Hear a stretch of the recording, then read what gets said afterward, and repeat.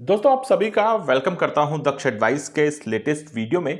और इस वीडियो में आपके साथ में बात कर रहा हूं IRFC यानी कि Indian railway finance corporation limited के बारे में, जिसके इस हफ्ते की परफॉर्मेंस को आपके साथ में रिव्यू करने का प्रयास करूंगा। आंकड़ों के हिसाब से देखा जाए तो ये स्टॉक के लिए हफ्ता काफी ज्यादा खराब रहा और काफी ज्यादा निराशा हमको इस हफ्ते में इस स्टॉक के अंदर देखने को मिली है। आने वाला समय और भी खराब हो सकता है, मैं इस बात से भी इनकार नहीं करूंगा। आपके साथ में इन सभी चीजों के बारे में स्टेप बाय स्टेप करके बात करने का प्रयास मेरा रहेगा। वीडियो की शुरुआत हमेशा की तरह एक डिस्क्लेमर से ही करना चाहूंगा कि ये वीडियो आपके साथ में रिकमेंडेशन के बेसिस पर डिस्कस नहीं किया जा रहा है। मैं सेबी का रजिस्टर्ड एनालिस्ट नहीं हूं। आपको स्टॉक खरीदने या फिर बेचने की सलाह देना ये मेरा काम बिल्कुल भी नहीं है। ये वीडियो आपके लिए फ्रेंडली बेसिस का लर्निंग मॉड्यूल हो सकता है, लेकिन इससे ज्यादा भी दूर देने की इसको गलती आपको नहीं करनी है। आप बिना किसी देरी के अगर आपके साथ में IRFC के बारे में बात की जाए तो सबसे पहले आंकड़ों के ऊपर अपनी नजर डाल लेते हैं। स्टॉक फिलहाल हमको 112.30 रुपए के प्राइस पर दिखाई पड़ रहा है। स्टॉक के अंदर हमको शुक्रवार यानी कि फ्राइडे को 6.7% की एक बहुत बड़ी गिरावट देखने को मिली है। 8 रुपए 6 पैसे ये स्टॉक हमको मार्केट में टूटता हुआ दिखाई पड़ा। ये शेयर जहां पे आपको पिछले 5 दिनों के अंदर मार्केट के अंदर 8.98 यानी लगभग 9% टूटता दिखाई पड़ा था, 11 रुपए से ज्यादा की गिरावट हमको देखने को मिली। वहीं अगर आपके साथ में पूरे महीने के बारे में बात करी जाए तो इस स्टॉक के अंदर हमको लगभग 18% की गिरावट देखने को मिली है, जो कि 24 रुपए 50 पैसे के बराबर है। तो ऐसा नहीं कि स्टॉक के अंदर कोई गिरावट एक दिन के देखने को मिली है, 2 दिन की, ये कंटिन्यूस बेसिस पे इस स्टॉक में हमको गिरावट देखने को मिली है। 52 वीक लो हाई पे भी नजर डालें तो 229 रुपए के हाई बना चुका ये स्टॉक मार्केट में फिलहाल 112.30 रुपए पे दिखाई पड़ रहा है और 111.70 का जो लोएस्ट नंबर है वो भी इस स्टॉक ने शुक्रवार यानी कि फ्राइडे को ही अर्जित किया है। तो ओवरऑल इस स्टॉक के अंदर एक बड़ी गिरावट हमको देखने को मिली। किसी प्रकार से ये चीजें एक्सपेक्टेड नहीं थी। अगर मैं आज से तकरीबन 9 महीने 10 महीने पहले आपके साथ में चर्चा करना शुरू करूं, इस स्टॉक को मार्केट के अंदर एक हाई पोटेंशियल स्टॉक के रूप में हम देख रहे थे और यहाँ पे 250 300 इवन 400 रुपए तक के टारगेट की एक्सपेक्टेशंस मार्केट में लगातार होती हुई दिखाई पड़ी थी।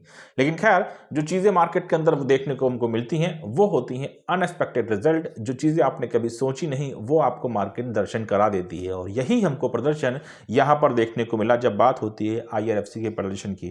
इस स्टॉक की गिरावट के पीछे अगर आप किसी स्पेसिफिक रीजन को समझने की कोशिश करें तो निश्चित तौर पे वो बाजार रही है। बाजार के अंदर एक बड़ी गिरावट देख रहे हैं हम। मार्केट का शायद ही ऐसा कोई स्टॉक होगा, शायद ही कोई ऐसा सेक्टर होगा जिसमें आपको किसी भी प्रकार की तेजी देखने को मिले। हर सेक्टर परेशान है, हर एक स्टॉक परेशान है। अगर मार्केट के अंदर कोई अनयूजुअल डेटा नहीं है तो मार्केट में कहीं ना कहीं हर स्टॉक अपने ऊपरी स्रोत से काफी हद तक टूट चुका है। लेकिन इन सबके बावजूद संकट की घड़ी यहां पर तब आती है जब हमको यह सोचना पड़ता है कि क्या ये स्टॉक्स जो मार्केट के अंदर अपनी वैल्यूज को गवा चुके हैं उन्हें वापस से रीगेन कर पाएंगे या नहीं। तो खैर देखिए, इन सब चीजों के लिए तो काफी डिटेल स्टडी की आवश्यकता हमको पड़ती है। लेकिन परफॉर्मेंस के आधार पर अगर देखा जाए तो किसी भी स्टॉक के लिए अगर IRFC के बारे में बात की जाए तो एक समय मार्केट के अंदर 30 रुपए 32 रुपए पे इवन 22-23 रुपए पे स्ट्रगल करने वाला स्टॉक महज 4 महीनों के अंदर हमको 200 रुपए के लेवल को टच करता दिखाई पड़ा और उसके बाद में धीमे धीमे करके इस स्टॉक ने अपनी सारी वैल्यूज को मार्केट के अंदर कहीं ना कहीं डाइल्यूट कर दिया, गवा दिया। इसके पीछे का रीजन डेफिनेटली सरकार की तरफ से बजट में कोई अनाउंसमेंट नहीं मिलना वो एक रीजन रहा। कैपेक्स को लेकर के जो PSUs के ऊपर सवाल है वो दूसरी चीजें रही। लेकिन उसके बाद में US की तरफ से जो मार्केट में हलचल मची, जो इकोनॉमिक डेटा हमारे सामने US का आया, इवन इंडिया का भी हमको लास्ट ईयर निकलता दिखाई पड़ा, वो कहीं ना कहीं मार्केट के अंदर कमजोरी पैदा करते दिखाई पड़े। और ऐसे समय में इस IRFC जैसे स्टॉक के अंदर रेलवे सेक्टर के अंदर हमको और भी ज्यादा दबाव बनता हुआ दिखाई पड़ा।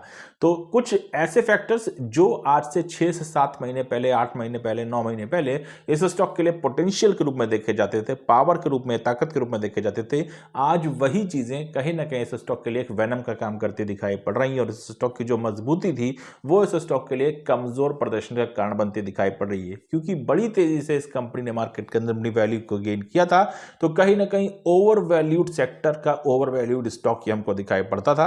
लेकिन अब देखा जाए तो सारा प्रदर्शन यहाँ पे फ्लैट हो चुका है। लेकिन यहाँ पे डर खत्म नहीं होता। मैं आपके साथ में अगर बात करने की कोशिश करूं IRFC के लिए तो देखिए, इस स्टॉक को डिटेल में तो मैं आपके साथ में फिर कभी स्टडी करूंगा, मौका मिला तो इस वीक में, नहीं तो अगले हफ्ते। लेकिन अगर यहाँ पे कुछ मेजर कंसर्न्स के ऊपर नजर डाली जाए तो सबसे पहला कंसर्न जो हमको देखने को मिलता है वो निश्चित तौर पर US मार्केट की तरफ से मची हलचल है। दूसरा दूसरा, बजट में चाहे वो इस साल का बजट रहा हो, चाहे वो लास्ट एक 2 रिजल्ट बजट रहे हो, सरकार की कहीं ना कहीं जो उदासीनता हमको देखने को मिली थी रेलवे सेक्टर के लिए, उसका खामियाजा रेलवे के हर स्टॉक को उठाना पड़ा है और फरवरी 2024 से मार्केट के अंदर रेलवे स्टॉक्स स्ट्रगल करते हुए हमको जरूर नजर आए हैं। तीसरा बड़ा कारण अभी हमारे सामने महाकुंभ में निकल करके आया है, जब हमने देखा कि कहीं ना कहीं जो रेलवे व्यवस्था थी वो उसमें काफ़ी ज़्यादा तकलीफों का सामना हमको आम जनता को होता दिखाई पड़ा, जिसका खामियाजा रेलवे के ऊपर मुझे लगता है कि पड़ता हुआ दिखाई पड़ रहा है। तो ऐसा समय जब बाजार के लिए काफ़ी कमज़ोर होता दिखाई पड़ रहा है, ऐसे समय में अगर कोई ऐसा कैपेक्स नहीं आता है, अगर कोई ऐसी मैं कहता हूँ कि कोई वैल्यू इनपुट नहीं करी जाती है रेलवे सेक्टर के अंदर, तो निश्चित तौर पर इस स्टॉक के लिए आने वाला समय और भी स्ट्रगल पैदा कर सकता है। अब इन सब निगेटिव चीज़ों के बीच में अगर मैं किसी पॉजिटिव चीज़ के बारे में भी बात करने की कोशिश करूं, तो निश्चित तौर पे मजबूत बिजनेस मॉडल का मजबूत स्टॉक है। रेलवे के अंदर ग्रोथ की काफ़ी ज़्यादा अपॉर्चुनिटीज भी बनती दिखाई पड़ रही हैं, इन चीज़ों को भी नकारा नहीं जा सकता है। फिर मजबूत बिजनेस मॉडल होने के बावजूद कहीं ना कहीं एनपीए के लिए एक प्रकार से मैं कह सकता हूँ कि सुरक्षित स्टॉक होने के बावजूद भी इस स्टॉक के लिए सबसे बड़ा मजबूती का पहलू मुझे वो दिखाई पड़ता है कि ये जो ओवर वैल्यूड प्राइस पे पहुंचा हुआ था, वहां से लगभग ये डिस्काउंट हो चुका है और अब इस स्टॉक के पास में शायद मार्केट के अंदर खोने के लिए कुछ भी नहीं है। ये अलग बात है कि बाजार का प्रेशर पड़े तो ये स्टॉक अपने 100 रुपीज के लेवल को ब्रेक करके 2 डिजिट में कन्वर्ट हो जाए और वहां से प्रेशर और भी बिल्ड हो सकता है। लेकिन अगर लॉन्ग टर्म इन्वेस्टर के हिसाब से मैं इस स्टॉक को समझने की कोशिश करता हूं, तो मुझे लगता है कि यहाँ पे अपॉर्चुनिटीज मार्केट में निश्चित तौर पर बनती हैं। देखिए, बाजार आपको साल में या मैं कहूँ 10 साल में 8 साल कमजोर जरूर दिखाई पड़ेगा, लेकिन बचे हुए 2 सालों के अंदर मार्केट के अंदर वो तेजी आएगी जो इस 10 सालों तक मार्केट के अंदर बैठे व्यक्ति को कहीं ना कहीं मुनाफों के शिखर तक पहुंचा सकती है। और ऐसे शिखर पर पहुंचने के लिए अगर किसी मजबूत स्टॉक की तरफ आज भी नजर डाली जाए, तो मुझे लगता है कि निश्चित तौर पे आईआरएफसी का स्टॉक वहां पे अपने मजबूत डेटा की मदद से, मजबूत बिजनेस मॉडल की वजह से, रेलवे जैसे एक इंपॉर्टेंट सेक्टर के बेहद इंपॉर्टेंट सेगमेंट यानी कि एनबीएफसी लोन डिपार्टमेंट से बिलोंग करने के कारण एक मजबूत फ्यूचर की उम्मीदें जरूर रखता है। तो ऐसा स्टॉक अगर गिरावट में मुझे दिखाई पड़ रहा है, तो निश्चित तौर पर मुझे थोड़ा सिस्टमैटिक होकर सोचना पड़ेगा, कहीं ना कहीं कुछ स्ट्रैटेजीज को फॉलो करने के बारे में जरूर सोचना पड़ेगा।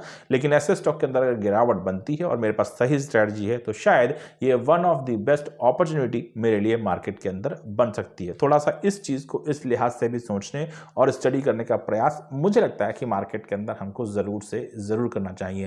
हालांकि अभी मुझे लगता है कि मार्केट में शायद ये परफेक्ट समय नहीं है अपने आप को बल्क रूप से इन्वॉल्व करने का। मैं फिर से अपनी बात को रिपीट करूंगा कि अगर आपको किसी भी कंपनी के 100 स्टॉक्स खरीदने हैं, तो ये मान के चलिए कि आप वो 100 स्टॉक 100 बार में खरीदेंगे, एक बार में नहीं। तभी आपके लिए वो स्ट्रेटजी काम करेगी, क्योंकि जो गिरावट का दौर शुरू हुआ है, अभी जल्दी इसमें किसी प्रकार की रोकथाम देखने को मिले, इसकी आशंका मुझे थोड़ी कम दिखाई पड़ती है। तो ये मेरी ओवरऑल अंडरस्टैंडिंग है मार्केट को लेकर के, मार्केट के स्टॉक्स को लेकर के, जो मैं आपके साथ में डिस्कस कर रहा हूँ, खासतौर से आईआरएफसी को लेकर के, जो मैं आपसे फ्रेंडली बेसिस पे डिस्कस करने का प्रयास कर रहा हूँ। ध्यान रखिएगा, वीडियो का उपयोग आपकी रिसर्च, आपकी स्टडी का हिस्सा हो सकता है अगर आप चाहें तो, लेकिन इससे ज़्यादा इस वीडियो को तूल देने की गलती आपको नहीं करनी है। Thank you so much, have a nice day.